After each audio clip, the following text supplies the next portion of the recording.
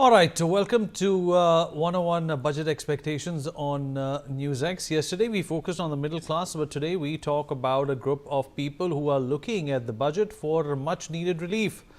India's exporters, they remain worst hit due to Donald Trump's 50% tariffs, and the government has to deliver for them. The export mission announced earlier was just a part of the relief, and here is what more can be done. Well, India's exporters want the complex 8-slab customs duty structure to be simplified into a predictable 4 or 5-tier or even lesser system. They say multiple duty rates increase compliance costs and uncertainty at ports. A simpler structure would improve ease of doing business and global competitiveness. Exporters are pushing for lower import duties on key raw materials like synthetic fibers and chemicals. The demand is clear. Raw materials must be cheaper than finished goods to support domestic manufacturing. This, they say, will strengthen India's value-added exports. Delayed refunds continue to choke exporters' working capital. Industry expects the budget to introduce fully automated refunds within a strict 3-day timeline. Faster refunds would ease liquidity stress, and especially for MSME exporters. Exporters are urging the government to provide viability gap funding for Indian shipping lines. Heavy dependence on foreign carriers has pushed up freight costs and reduced reliability. Budget support could help build a stronger domestic maritime ecosystem. The industry wants strict, mandatory timelines for granting authorized economic operator status. Exporters say delays in approvals slow down global trade facilitation benefits. Faster AEO clearances would improve supply chain efficiency and trust. Restoring the 200% weighted tax reduction for in-house R&D is a key demand ahead of Budget 2026. Exporters want this benefit extended to MSMEs and LLPs to boost innovation. They argue that R&D incentives are critical for moving up the value chain. MSMEs are seeking a 200% tax reduction for overseas branding and marketing expenses. Exporters say that participation in global trade fairs and promotion is costly but essential. Budget support could help Indian brands scale globally. Exporters want settlement schemes to unlock 1.52 lakh crore rupees worth stuck in customs and litigation. Long pending disputes have frozen capital and increased compliance burdens. A one-time resolution mechanism could provide immediate relief to the trade sector. The industry is calling for a 24/7 automated, AI-driven single-window portal for all import-export licensing. Exporters say that multiple clearances across ministries delay shipments. A unified digital platform could significantly cut transaction time and costs. Exporters are demanding more customs authority benches for advanced rulings across India. Limited benches have led to delays and rising litigation. Expanding this framework could bring clarity, predictability, and faster dispute resolution. We'll talk about this with our guest, Dr. Sharath Kohli, senior economist, with us on the program. Dr. Ajay Dua, former Commerce Secretary, also joins us on the show. Dr. Jayajit Bhattacharya, president of the CDPR, also with us. And last but by no means the least, Mithali Nikore, economist, is joining us on the platform as well. Dr. Kohli, I'll begin with you. I hope you can hear me. Right, Dr. Kohli, appreciate you being here with us. Well, exporters, they found themselves in this, unpredictable flux which was brought on to not only India but onto the world by a certain Donald Trump. What is it you think that the government can do to somehow alleviate this inconvenience? Good evening, Vineet, to you, my fellow panelists and NewsX viewers. Well, I think exporters have been in focus thanks to President Donald threat, because the tariffs have been an onslaught, on the Indian exporters. 25%, then 25%, then 500% threat, then another 25% because of Iran. 575% of tariffs, either imposed or by way of threats. I think they are looming large over the export, and about $40 to $50 billion of export of textiles, leather and footwear, although the numbers could be a little bit here and there. Gems and jewelry, engineering goods, pharmaceuticals. There's a long list, who were impacted. More impacted are the textiles, leather footwear, gems and jewelry. Out of the entire list, I think the government has taken cognizance of the fact that the exporters have suffered. There were millions of people employed. I mean, the place called Tirupur in South India, itself has about 1.2 million women who work for American brands, garment brands, shall I say, or textiles, which has taken a big hit. So the government has extended export credit. We saw 4,000 plus crores of just a few days ago, support being extended. Then support being extended for exporters to find newer markets. At least 40 new markets were tapped. But all the demands or the wish list, shall I say, which you read, Vineet, I completely support because single window clearance of licensing, benefit for MSMEs, 200%, although seems like a bit of a bit of an exaggeration in terms of claims for finding doing marketing abroad, or because the problem in this country is that the moment you give benefit, I don't want to play devil's advocate here, that the moment you give an incentive, there is always some mischievous mind which starts to misuse that.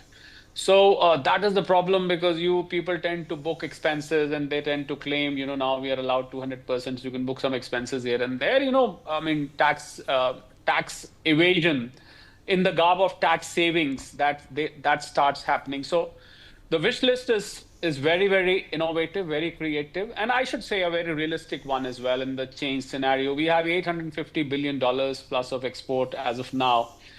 This is despite the American onslaught.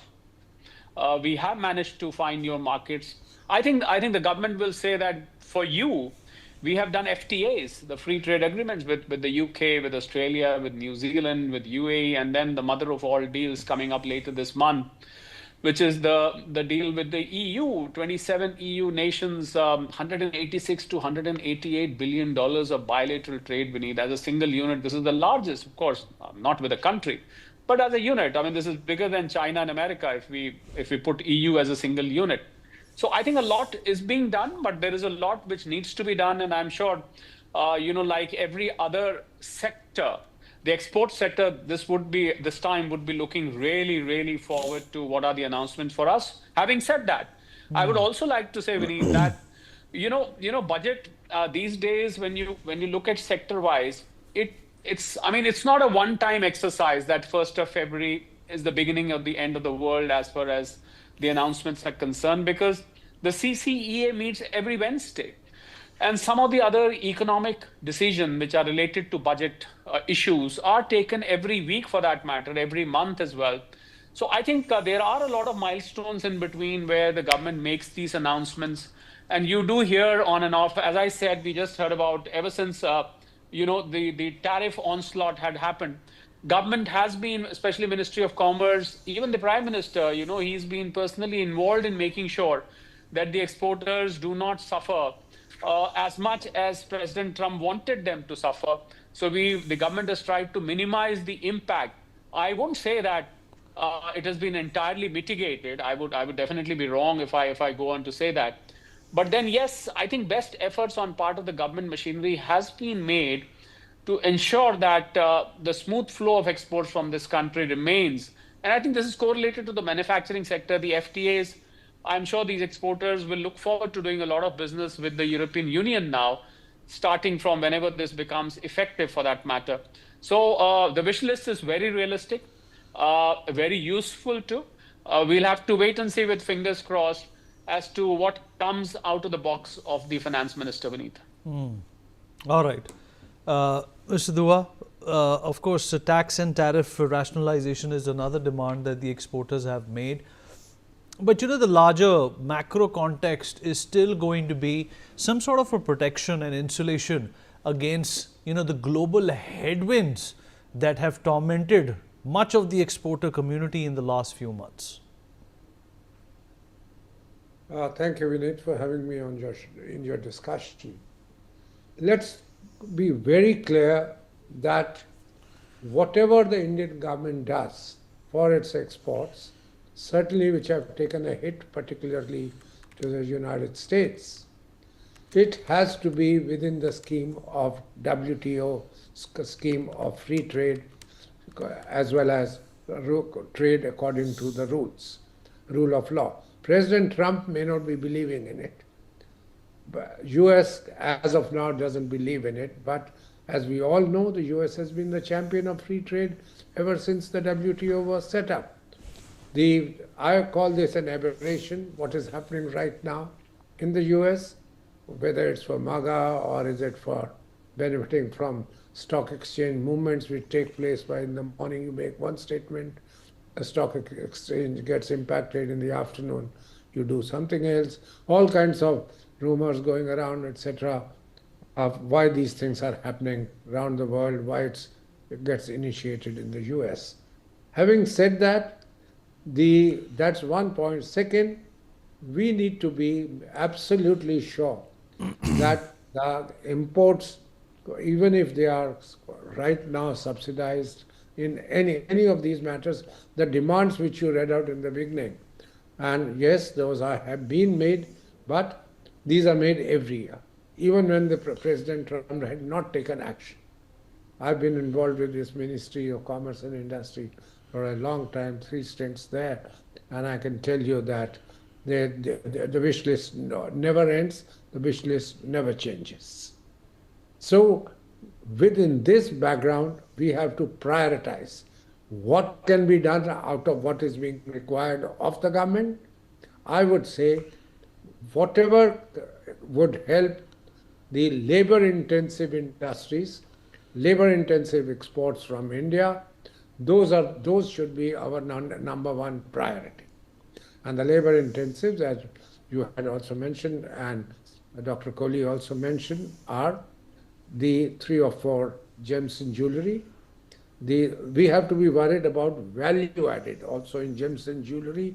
If the gold cost is pretty high and we are adding not too much, so we have to be careful that the subsidies, etc., are calibrated. Clothing, apparel, we have to be also worried about the impact on leather goods. Tirupur, which you talked about, is a center for hosiery, the knitted goods like Ludhiana in the north. So these are all of them are labor intensive, and the first priority within the parameters which I mentioned being WTO compliant still, as well as looking at what we can afford, should be undertaken. Thereafter, there's the question of these making things easier for exporters money not being locked up, facilitating even others by way of credit, absolutely supportive of that, because that is our financial institutions, Exim Bank of India, the Export Credit Guarantee Corporation, ECGC, though all of them have to play a role, as have the banks, as do the banks also have that necessity.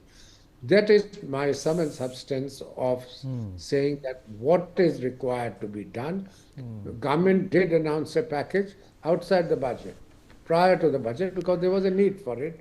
So those things would have to be provided for, because it was well thought out that on what are the items we are going to be attending to, which are urgently, and the impact has been positive. As you know, our exports to the US might have got reduced because of the duty structure, 50% or whatever it comes to for different items, different duty structures. But we've been made up. We've been able to make it up by looking at new markets. The impact of the FTAs has not yet come about, other than the only 2 of them, one with Australia, which is a partial FTA, and the FTA with UAE. Benefits of it we are seeing. I would say if you have to manage, others have all yet to get into effect, including the UK one. It requires a ratification of the British Parliament. So I don't see that coming into effect till early next year, beyond the Christmas of 26 as well. Only then will it come into effect. So with pipeline, we have to be working on these. And EU Fair enough, also, sir. Fair enough, sir. EU, which can probably get signed on the 27th or the 28th, the 2 days when the two heads are here, the EU Council and the EU Commission heads are here. That will probably get signed, but that also requires ratification by each of the 27 country members of the EU before it becomes effective. All right, so let me also rope in Dr. Bhattacharya into this conversation. Dr. Bhattacharya, there is also a demand from MSMEs in the export space, who go on to say that, they need more help when it comes to scaling up. They need more access to credit facilities. They need faster refunds for GST, and this seems to be a big hurdle which has come out time and time again. The government definitely should be focusing on the MSMEs who are stuck in some sort of a rut of non-profitability because of policy issues.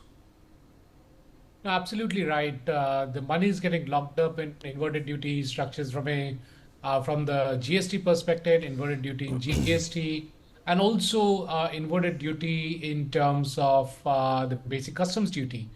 Many times what is being talked about is that our industries are not competitive, that they are handicapped, that they cannot match the prices. Now, surprisingly, once you get the goods into the gates of the factory, they are as competitive, if not more competitive, than any other manufacturer in the world.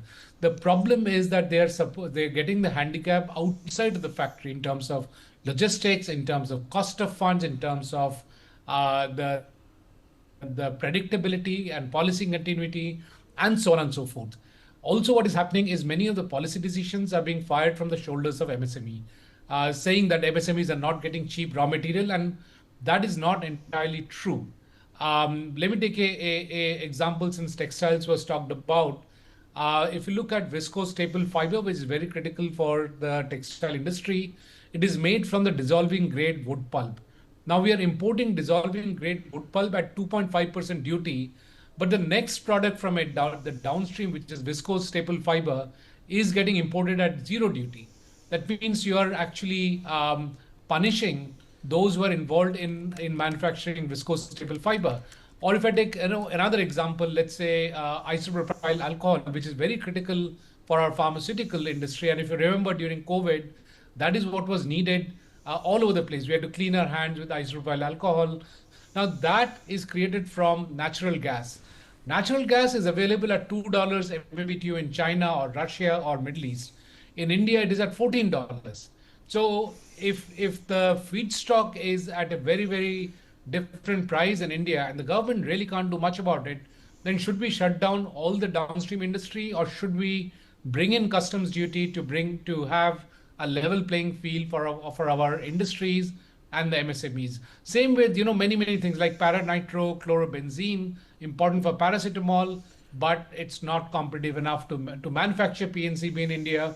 So should we open up the imports of PNCB from outside and shut down our domestic industry? So there has to be a balanced view when we look at the budget and the asks. And besides just the fiscal aspects, there's also the logistics aspects. We need improved logistics in terms of ports, cold chains, connectivity for the importers to become more and more competitive outside of the factory gates. It is critical to understand that our MSMEs are getting held back because of what's happening outside of their factory gates. And therefore, as I mentioned, fiscal predictability and policy continuity becomes important, because by the time they finish investing into a product line, the regulations around that product line changes, and it's very difficult for MSMEs to again raise funds and pivot into a different kind of manufacturing. So those are very critical issues for MSMEs. The other key point is export market diversification, which you talked about, but doing it on a war footing. We are signing the FTAs, and if I go back into history, we had the India-Japan FTA signed, the India-Korea FTA, and the ASEAN FTA. And as we all know, India lost out in all of those FTAs. The fact of the matter is that as soon as these FTAs were signed, it is not that Korea or Japan had those capacities. They looked at the FTA and then they created the capacities, and then they started exporting to India. So as we get into the new FTAs that we are signing, there needs to be a war room inside the Ministry of Commerce to focus on what has been signed and then make sure that the Indian industry leverages that FTA and aggressively goes and gets these markets. There are obviously 100 other issues that we can talk about, but at least these are some of the issues that need to be looked at and keeps getting missed in many of the budgets. You're absolutely right. Mithali, what are your thoughts on the exporters and their woes, which continue to, in fact, precipitate, a sense of helplessness and non-profitability as well? No, absolutely, Vineet. Firstly, thank you for bringing me into the discussion. And I completely agree with a lot of the points that Sharad ji, Ajay ji and Jayjeet have made. See, at the end of the day, for an individual MSME, when we speak to them also, whether it is textiles, whether it's pharma, whether it's, carpets, leather, there are so many smaller, clusters that are there across the country. MSMEs feel that individually they cannot do much. They feel that they need government support because that's the only support that they know how to ask for. But at the end of the day, we really have to think, how can we, in the long term, improve the competitiveness of our MSMEs? But at the same time, in this, yearning for competitiveness, we don't have to give up the capacity to manufacture. So when I look at, today I'm in Jakarta, actually, in Indonesia, and I've also been going around to some of the other East Asian countries. Why did we call these countries an East Asian miracle? It is because they never gave up on manufacturing, even at a time when the manufactured good was not as cheap as manufacturing it in other countries.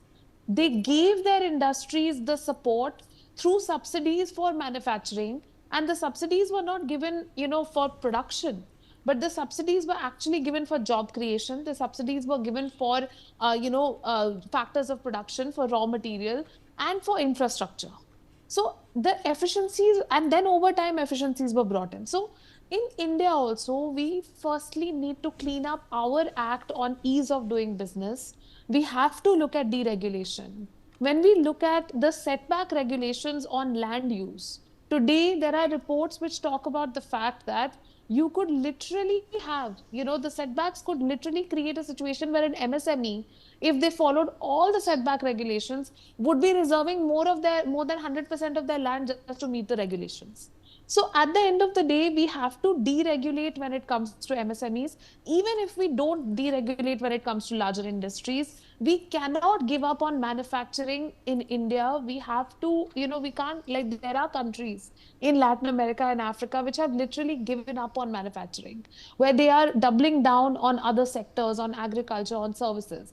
We cannot follow that example. We have to be self-sufficient in today's geopolitical scenario. So in this scenario, we have to reduce the cost of manufacturing by first targeting deregulation. The second aspect would be to invest in renewable energy to bring down the cost of energy, because that is one of the highest line items when I talk to any industry, regardless of sector. How much they are paying as their energy and production cost is extremely high, because we charge our industries higher than we charge consumers. And we are paying for that in terms of our competitiveness. So we really need to start, bringing in solar power, bringing in wind power, bringing in renewable energy sources for industrial production. And then we have to think about diversification of markets, because at the end of the day, the industry knows where its market is. It's just that it may have some requirement for government support to reach those markets and improve its marketing efforts. And that's somewhere where government should support. All right, Mithali. Thank you so much for joining us, and appreciate everybody else who joined in and weighed in. We will look forward to listening to the budget and, assessing how close it comes to the popular expectations from the exporters, as have been discussed on this program today. We take a short break. Be right back.